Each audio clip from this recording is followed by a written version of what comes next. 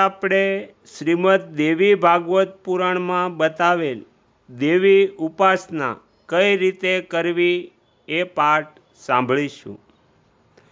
નારદજી કહે છે, હે મહારાજ, દેવીની કેવી રીતે ઉપાસના કરતા પરમ પદ આપે છે તેમની પૂજાની વિધિ તથા એ માટેના મંત્ર પૂજા સ્તોત્ર ક્યાં છે, જે કરવાથી દુર્ગા માણસને નરકમાં જતા રોકે છે અને એનો ઉદ્ધાર કરે છે।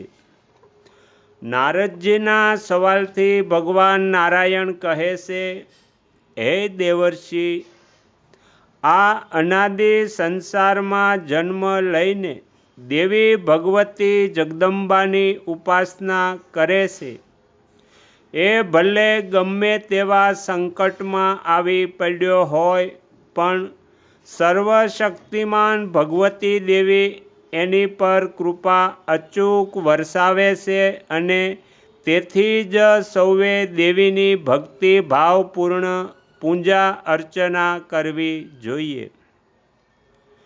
પ્રતિપદા તિથિમાં ભગવતી જગદંબાની ષોડશોપચાર વિધિથી પૂજન કરી નૈવેદ્યમાં ગાયનું ઘી અર્પણ કરવું જોઈએ।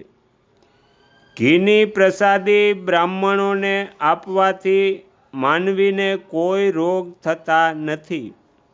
બીજના દિવસે દેવી ભગવતીની પૂજા કરી સાકરનો પ્રસાદ ધરાવવો જોઈએ।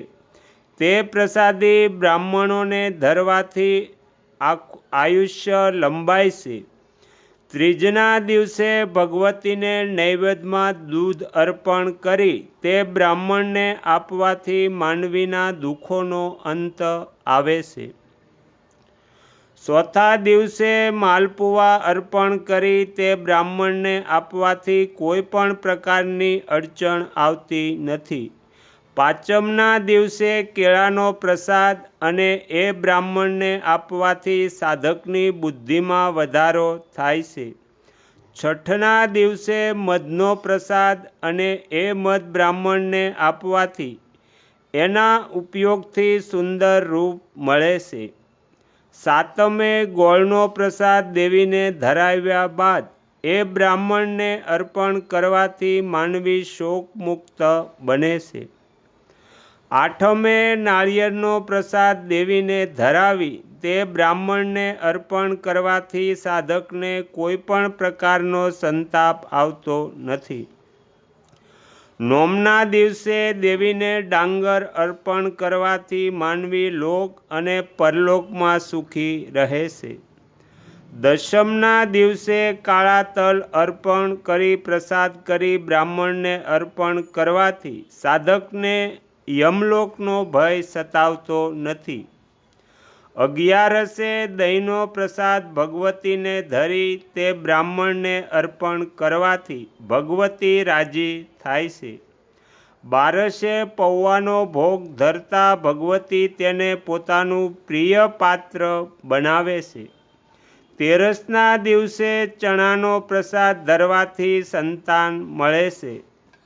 ચૌદસના દિવસે ભગવતીને સતુનો સાતવો ધરવાથી ભગવાન શંકર રાજી થાય છે। પૂનમના દિવસે ખીરનું નૈવેદ્ય અર્પણ કરવાથી અને એ વળી બ્રાહ્મણને અર્પણ કરવાથી સાધકના પિતૃઓનો ઉદ્ધાર થાય છે। જે તિથિમાં વળી જે નૈવેદ્ય હોય અને એ જ પદાર્થથી હવન કરવામાં આવતા દુઃખોનો અંત આવે છે।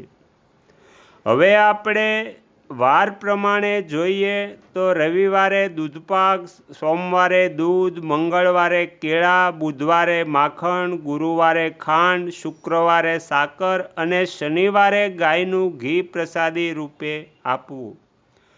નારદ, હવે દેવી ભગવતીની પ્રસન્ન કરવા માટે બીજી રીત કહું છું। ચૈત્ર સુદ ત્રીજના દિવસે મહુડાના વૃક્ષમાંથી ભગવતીની ભાવના કરીને પૂજા કરવી। નૈવેદ્યમાં 5 પ્રકારના પદાર્થ રાખવા આ જ રીતે 12 માસની ત્રીજે પૂંજન કરી વિધિ પ્રમાણે પ્રસાદ આપવો. વૈશાખ મહિનાના ગોળથી બનેલો પ્રસાદ ધરવો. જેઠ મહિનામાં મધ, અષાઢ મહિનામાં મહુડાના રસથી બનેલો પદાર્થ, શ્રાવણમાં દહીં, ભાદરવામાં ખાંડ, આસોમાં ખીર, કારતકમાં ખીર, માગશરમાં સૂતરફેણી, પોષમાં દહીં મલાઈ, મહામાસમાં ઘી, ફાગણ માસમાં નાળિયેરનો ભોગ. આમ 12 માસ અર્પણ કરી ભગવતીની પૂજા કરવી. માગલા, વૈષ્ણવી, માયા, કાલરાત્રિ, દુરત્યા, મહામાયા, માતંગી, કાળી, કમળવાસિની, શિવા, સહસ્ત્રચરણ અને સર્વમંગળ રૂપિણી, આ નામોના 12 પદોનું ઉચ્ચારણ કરીને મહુડાના વૃક્ષમાં ભગવતીની ભાવના કરી પૂજા કરવી.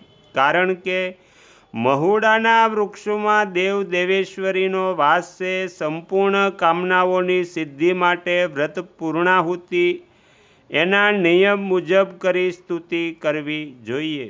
હે નારદ, આ પ્રમાણે દેવતાઓએ પણ ભગવતી જગદંબાની આરાધના પૂજન કરવું. જે માનવી ભાવભક્તિથી આરાધના કરે છે તે દેવીના પરમ ધામની સહજમાં પ્રાપ્તિ કરે છે અને તમામ કામનાઓ સંપૂર્ણ થાય છે. તેને નરકની યાતનાઓનો ભય રહેતો નથી.